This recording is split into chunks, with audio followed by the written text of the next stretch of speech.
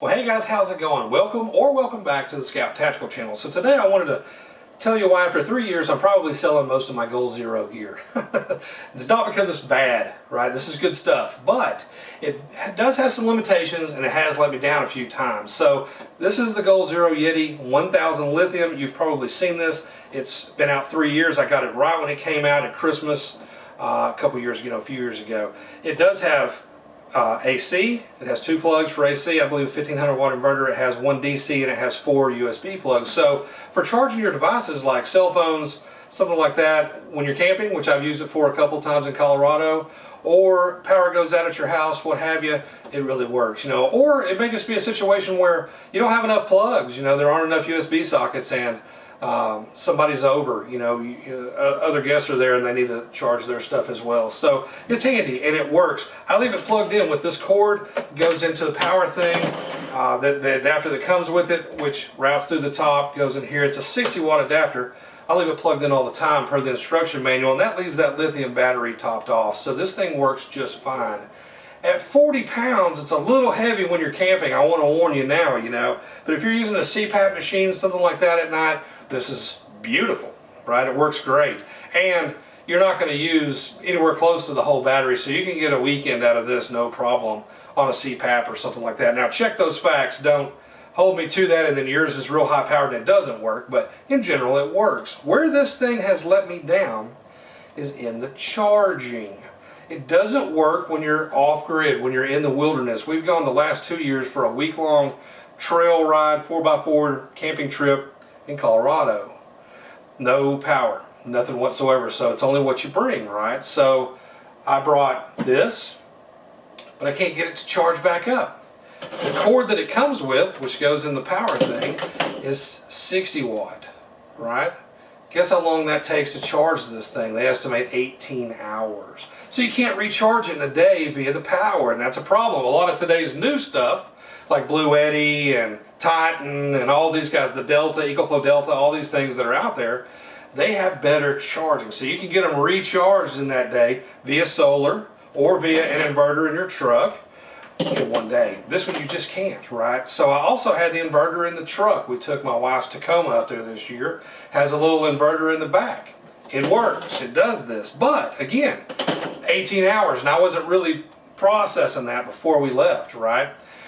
There is a fast charger, which I own and have never even opened. I was going to use in a generator blackout situation, but it's too much for the Tacoma inverter, too much watts, right? So I didn't use that, and it will charge it in 4 hours. So that could have been a thing. It goes into the Anderson port. If you're using solar, okay, 100 watt, this is the Goal Zero Nomad 100, good panel, right? I had 2 of these, I still do. I have 2 of these.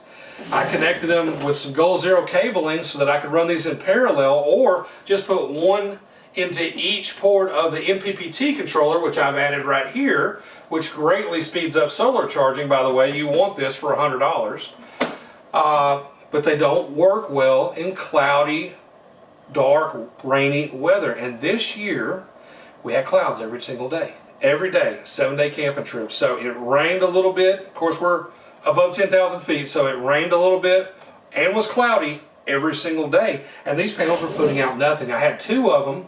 And total together, putting in my incoming charge was 9 watts at the highest in 7 days. 9 watts. So that's the other thing, is these don't do good in cloudy weather, whereas some of the other companies that are more modern with ETFE style panels, they're not only sealed against weather, which this is not, but they put out wattage even if it's cloudy. Some of them even if it's raining and snowing. So charging is the biggest downfall to the Goal Zero Yeti lineup, and also it's that voltage. If you look, it says, I believe 8 to 22 volts is the max, whereas some stuff is hitting 60, 90, even 145 or 50 volts on some of these new power stations today for charging, which means you can run larger solar arrays to charge it up faster, or a larger power brick, 500 watt, 400 watt, 600 watt, whatever they make, that company's making, to charge it. So you can charge it quickly off of AC, sometimes with 2 bricks, and you can charge it faster because you have multiple solar panels and you can get higher voltage going on,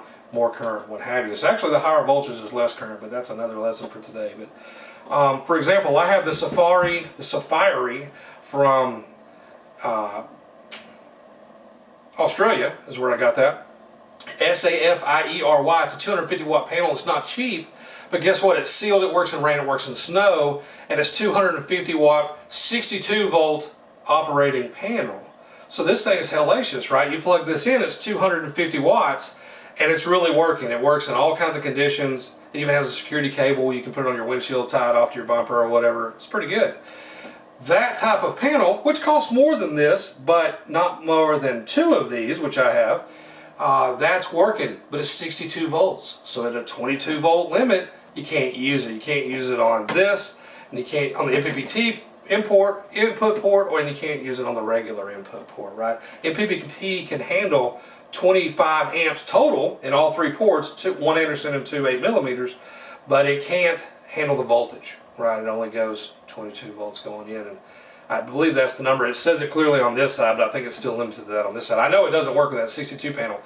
My Overland Solar Bug Out 120 panel, which is a fold out, it's 120 watts, so just 20 more than this. Again, sealed, works in all the conditions, and at 27 volts, it's too much. It won't do this. Now I could do some type of step down converter and whatever, but that's just too much. What I'm going to do is sell this, and I'm going to move over to some of the brands that are a little more modern with their charging, because although I highly recommend this, it's great. If you're using it off grid, you're camping, you're boondocking in an RV, what have you, and you need to charge this quickly via limited time at an AC port when you're in a park or something, or your 5 hours of sun a day that they say you get with a solar panel, this won't do it. It doesn't have enough voltage capability to recharge itself in one day, 5 hours, 8 hours from AC or from solar. So it just doesn't work for me. I have the 500X, same story, but a little better.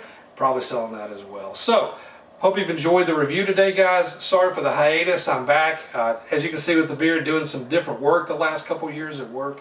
So, didn't have a lot of time for videos, but I'm back in that now. So, enjoy the Scout Tactical channel. I'll be putting out more content. Everything in one. No more Scout Prepper and Scout Hunter. Just everything on one channel, keeping it simple. Don't forget to subscribe. And as always, thanks for watching.